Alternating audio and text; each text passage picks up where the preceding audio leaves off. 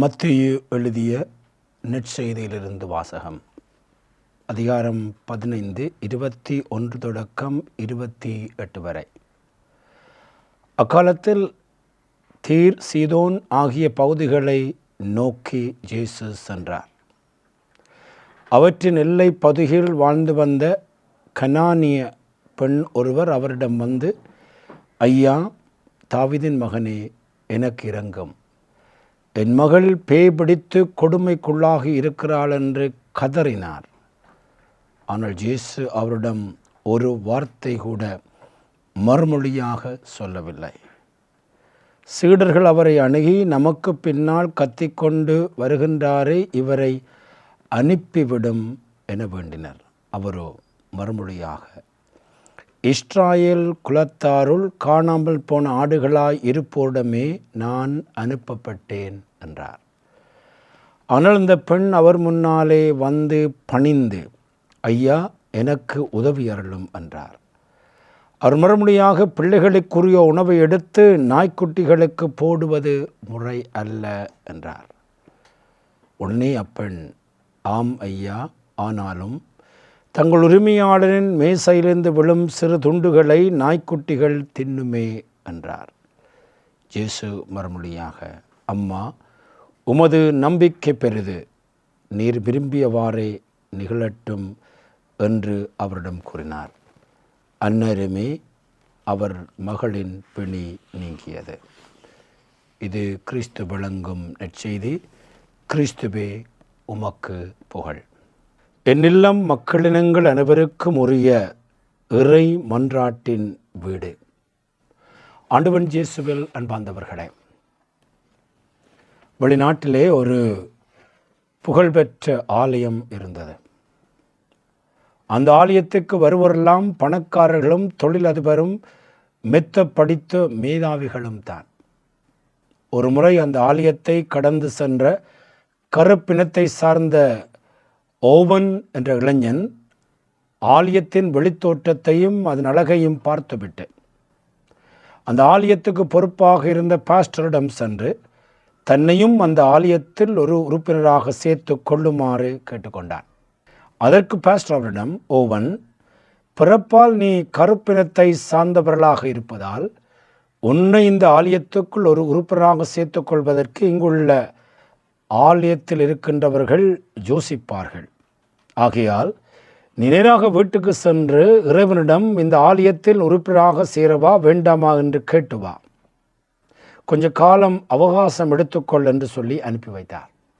அப்படியாவது அவனது தொல்லை தீரும் என்றுதான் அவர் அப்படி சொல்லி அனுப்பி வைத்தார்.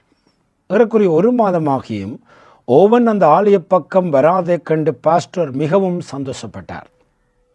ஆனால் திடீரென்று ஒரு நாள் ஓவன் பாஸ்டரை சந்திக்க வந்தான். அவனை பார்த்ததும் அவருக்கு தூக்கி வாரி போட்டது.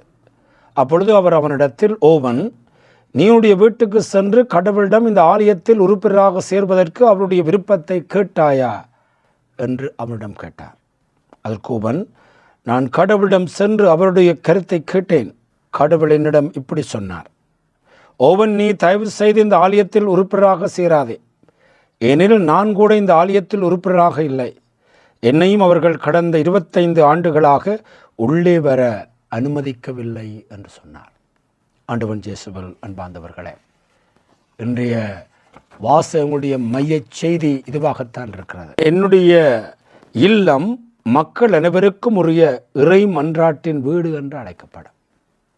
அதாவது ஆண்டவருடைய ஆலயம் எதுவென்றால் அது எல்லா மக்களுக்கும் உரியது என்பதைத்தான் இன்றைய 3 வாசகங்களும் எங்களுக்கு திட்ட தெளிவாக சொல்லுகின்றன. அதாவது இந்த உலகத்திலே எல்லா மக்களுக்கும் அது ஆலயமாக இருக்கவில்லை என்றால் அது இறைவனுக்குரிய ஆலயமும் அல்ல.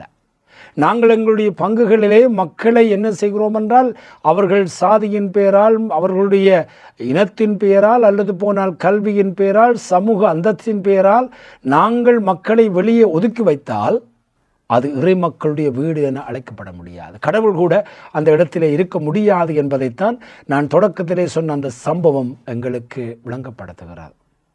அதைத்தான் ஆண்டவர் மிக தெளிவாக 3 இடங்களிலே 3 விதமாக அவர் அதை வெளிப்படுத்துகிறார். முதலாவது வாசகம் எசேயா புத்தகத்துடைய 56வது அதிகாரத்திலே எடுக்கப்படுகிறது. அதாவது மக்கள் தங்களுடைய இடம்பெயர்வுகள், நாடுகளை விட்டு போர் நிலைவுகள், எல்லா விதமான கஷ்ட துன்பங்களெல்லாம் அனுபவித்த பிற்பாடு மீண்டும் அவர்கள் தங்களுடைய நாட்டுக்கு வருகிறார்கள். அப்பொழுது இந்த எசேயா இறைவாக்கினர் மக்களை பார்த்து சொல்லுகிறார், அதாவது ஒரு அழகான புதிய ஆலயத்தை கட்டிவிட்டு அந்த ஆலயத்துக்கு பற்றி விளங்கப்படுத்தி அவர் சொல்லுகிறார் என்ன மாதிரி என்று சொன்னால், நான் என்னுடைய மக்களை அழைத்து வருவேன், இறை சேன்றல் செய்யப்படும் இல்லத்தில் அவர்களை மகிழ்விப்பேன் என்று சொல்லி இந்த ஆலயத்தை பற்றி விளங்கப்படுத்தி இறுதி வசனமாக அவர் சொல்லுகின்ற அந்த வசனத்தை நாங்கள் மனப்பாடம் செய்து கொள்ள வேண்டும். என் இல்லம் மக்களிடத்தில் அனைவருக்கும் உரிய மன்றாட்டின் இல்லம். என்னுடைய இல்லம் இந்த இஸ்ராயல் மக்களுக்கு மாத்திரமல்ல, இஸ்ராயல் மக்கள் தான் அதை இப்பொழுது ஒரு இனமாக கட்டுகின்றார்கள். ஆனால் அந்த இல்லம் யாருக்கு உரியதென்றால் இஸ்ராயல் மக்களுக்கு மாத்திரம் உரியதல்ல, இஸ்ராயல் மக்களுக்கும் உரியது. ஆனால் அது பிற இனத்தாருக்கும் உரியது. ஆகவேதான் சாலமோன் மன்னன் ஒரு புதிய ஆலயத்தை கட்டிய பொழுது அரசர் புத்தகத்திலே அவன் மன்றாடுகிறான், ஆண்டவரே இந்த ஆலயத்திலே புறவினத்தார் கூட வந்து மன்றாடுவார்களாக, அவ்வாறு மன்றாடுகிற பொழுது ஆண்டவருடைய செபங்களுக்கும் நீர் விடக்கூடும் என்று அழகாக ஒரு புதிய ஆலயத்திலே சாலமோன் மன்னன் செபித்ததாக அரசர் புத்தகத்திலே நாங்கள் பார்க்கிறோம். அதைத்தான் இன்று எசேயா இறைவாக்கினர் சொல்லுகிறார், இந்த ஆலயம் யாருடையது என்று பேச முடியாது, இது ஆண்டே இறைவனுடைய ஆலயம். ஆனால் இந்த இல்லத்திலே எல்லோரும் வர வேண்டும், இஸ்ராயல் மக்களும் வர வேண்டும், அங்கே புறவினத்தாரும் வர வேண்டும். அதைத்தான் இன்றைய திருப்பாடல் சொல்லுகிறது. கடவுளே மக்களினத்தார் உம்மை போற்றி புகழ்வர், மக்களினத்தார் உம்மை போற்றி புகழ்வார், வேற்றினத்தார் அக்களித்து மகிழ்ச்சியுடன் பாடுவார். கடவுளே மக்களினத்தார் உம்மை போற்றுவார்களாக, மக்கள் எல்லோரும் உம்மை போற்றுவார்களாக. இந்த சங்கீதம் சொல்லவில்லை ஆண்டவரே இஸ்ராயல் மக்கள் மாத்திரம் உம்மை போற்றுவார்களாக என்று சொல்லவில்லை. ஏனென்றால் கடவுள் எல்லோருக்கும் உரியவர், அவர் தந்தை, இஸ்ராயல் மக்களுக்கும் உரியவர், புறவினத்தாருக்கும் உரியவர். ஆகவே சங்கீதம் 67 சொல்கிறது, கடவுளே மக்களினத்தார் எல்லோரும் உம்மை போற்றி போல்வாராக. அதுக்காக ஒரு ஆலயம், அந்த ஆலயத்துக்குள்ளே மக்கள் வந்து கடவுளை போற்றி புகழ வேண்டும். அது இறை மன்றாட்டின் இல்லமாக இருக்க வேண்டும். அதைத்தான் இன்றைய 2ஆம் வாசகம் சொல்லுகிறது. அதாவது பிற இனத்தாரை பற்றி புனித பவுல் சொல்லுகிறார், உங்களுக்கு திருத்தூதனாக இருக்கும் நான் என்னுடைய பணியை பற்றி நான் சந்தோஷம் அடைகிறேன்.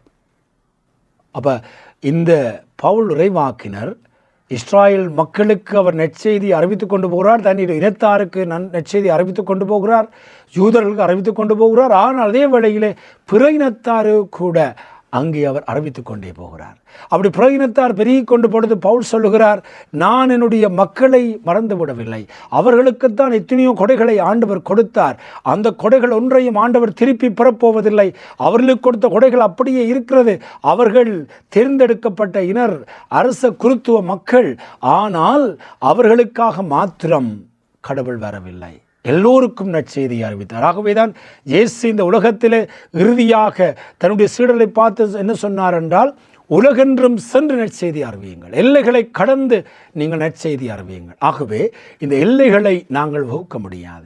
இந்த கடவுளுடைய அருள் இஸ்ராயல் மக்களுக்கு மாத்திரமன்று நாங்கள் வரையறுத்து எல்லைகளை போட முடியாது. என்றால் ஆண்டவருடைய இதயம், ஆண்டவருடைய அந்த அருள் எல்லைகளை தாண்டி போகிறது என்பதை நம்முடைய அந்த 2ஆம் வாசகத்திலே பவுல் சொல்லுகிறார். கடவுள் தாம் விடுத்த அழைப்பையும் கொடுத்த அருட்கொடைகளையும் திரும்பிக் கொள்வதில்லை. நீங்கள் ஏற்றுக்கொள்ளாவிட்டால் கூட உங்களுக்கு கொடுத்த கடைகள் அப்படியே தான் இருக்கிற. இஸ்ராயல் மக்கள் தெரிந்தெடுக்கப்பட்டினும் அவர்களுக்கு கொடுக்கப்பட்டிருக்கிறது. ஆனால் ஆண்டவர் இஸ்ராயல் மக்களுக்கு மாத்திரமல்ல, இந்த இஸ்ராயல் மக்களை அவர் தேர்ந்தெடுத்து ஆயத்தப்படுத்துகிறார். எதற்காக என்றால் உலகத்திலே மக்கள் இனங்கள் அனைவருக்கும் உரிய ஒரு மீட்பரை கொண்டு வர வேண்டும் என்பதற்காகத்தான் அவர் இஸ்ராயல் மக்களை தெரிந்து கொண்டார். இஸ்ராயல் மக்களுக்காக மாத்திரம் அவர் அவர்களை தெரிந்து கொள்ளவில்லை, அவர்களூடாக இறை அருள் எல்லைகளை கடந்து உலகம் முழுவதும் பறந்து போக வேண்டும் என்பதை காட்டுவதற்காகத்தான் இன்றைய இந்த 2ஆம் வாசகத்திலே பவுல் சொல்லுகிறார். அதாவது கடவுளுடைய அருள் எல்லைகளை கடந்து போகிறது என்று சொன்னார். அதைத்தான் இன்றைய நற்செய்தி மிக தெளிவாக உறுதிப்படுத்துகிறது. மிக அழகான ஒரு பகுதி இந்த மத்தேயு நற்செய்தியிலே, ஒரு மிக அழகான பகுதி 21 தொடக்கம் 28 வரை 15ஆம் அதிகாரம். இதை நாங்கள் பல முறைகள் எங்களுடைய பங்குகளிலே இன்று வாசிக்க வேண்டியவர்களாக இருக்கிறோம் என்பார்களே. இயேசு தீர் சீதோன் பகுதிகளை கடந்து சென்றார். ஏன் தீர் சீதோன் என்ற பகுதிகளை குறிப்பிட்டு சொல்லுகிறார் என்றால் அவர்கள் புற இனத்தாருடைய நகரங்கள்.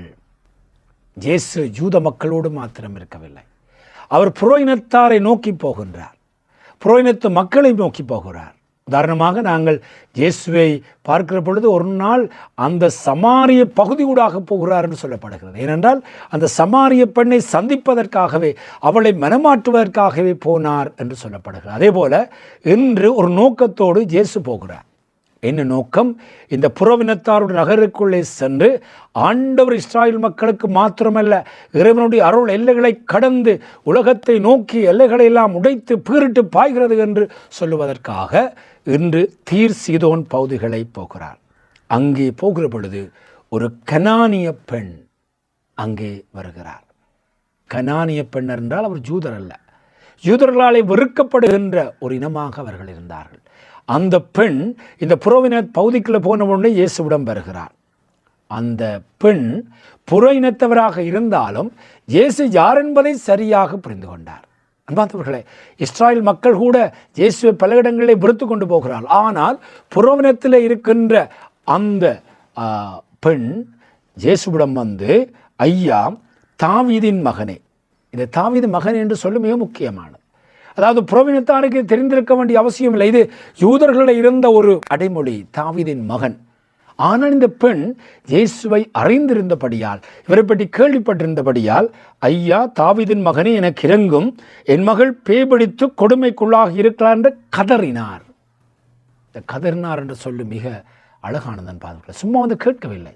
ஏன்னால் தங்களுடைய மகளுடைய அந்த வாழ்க்கையை பார்க்கிற பொழுது, அந்த பேய்பிடித்து அவள் அவஸ்தைப்படுகிறதை பார்க்கிற பொழுது அவளுடைய இதயமே சுக்கு நூறாக போயிருக்கிறபடியால் வந்து அந்த இயேசுவிடம், ஐயா, தாவீதின் மகனே, என் மகள் மீது இறங்கும், ஏனென்றால் அவள் பேய்பிடித்திருக்கின்றார் என்று சொன்ன பொழுது இயேசு அவரிடம் ஒரு வார்த்தை கூட மறுமொழி சொல்லவில்லை. ஒரு மௌனம்.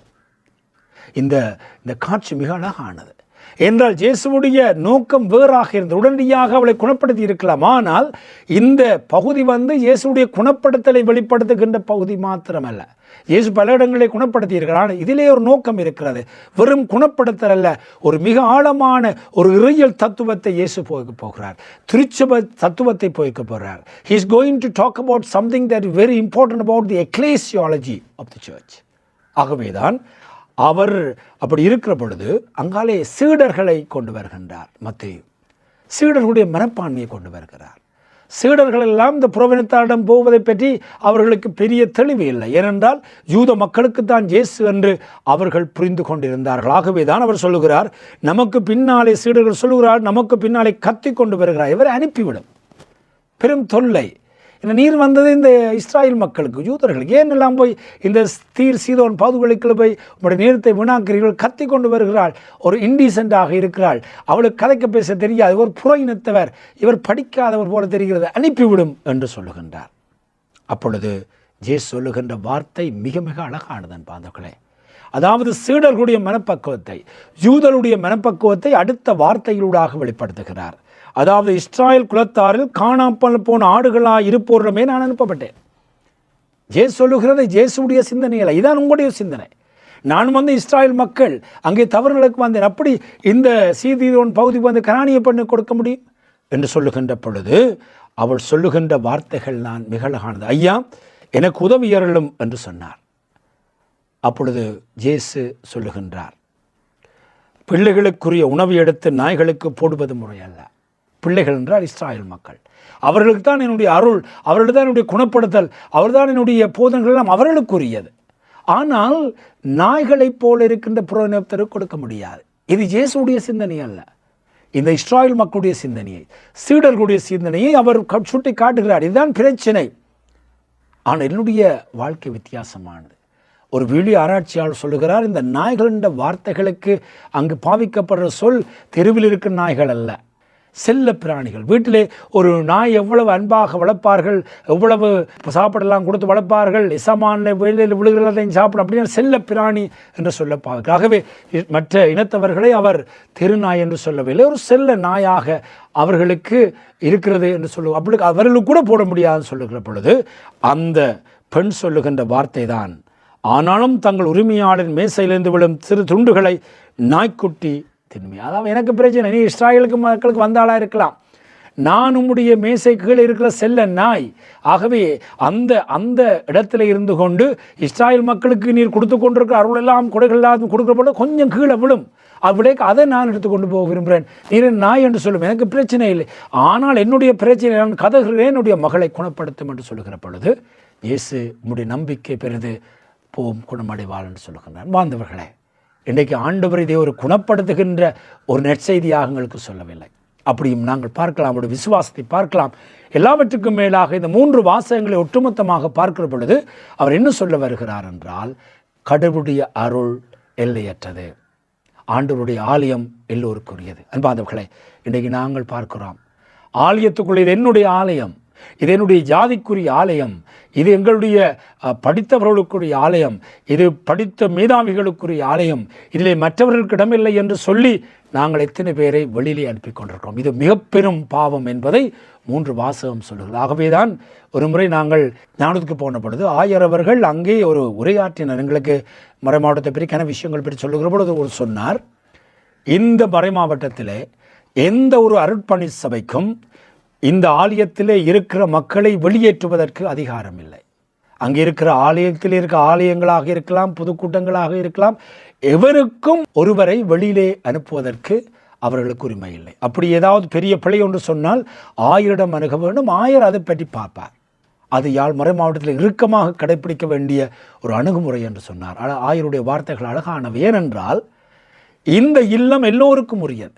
நான் தொடக்கத்திலே சொன்னது போல அந்த ஓவன் போய் கடவுளிடம் கேட்கிறார், இவர்களுடைய இந்த ஆலயத்தில் போய் சேரலாம் என்று சொல்கிற பொழுது ஓவனுக்கு கடவுள் சொல்கிற விஷயம் என்னவென்றால், இவர்கள் வெள்ளை இனத்துக்கென்று இந்த ஆலயத்தை வைத்திருந்தார், கருப்பினர்களுக்கு அவர்களுக்கு உரிமை இல்லை என்றால், அப்படியெல்லாம் அவர்கள் போய்கொண்டிருக்கிற பொழுது 25 ஆண்டுகளுக்கு முதல் நான் இந்த ஆலயத்தை விட்டே வெளியேறிவிட்டேன், எனக்கும் அங்கு இடமில்லை.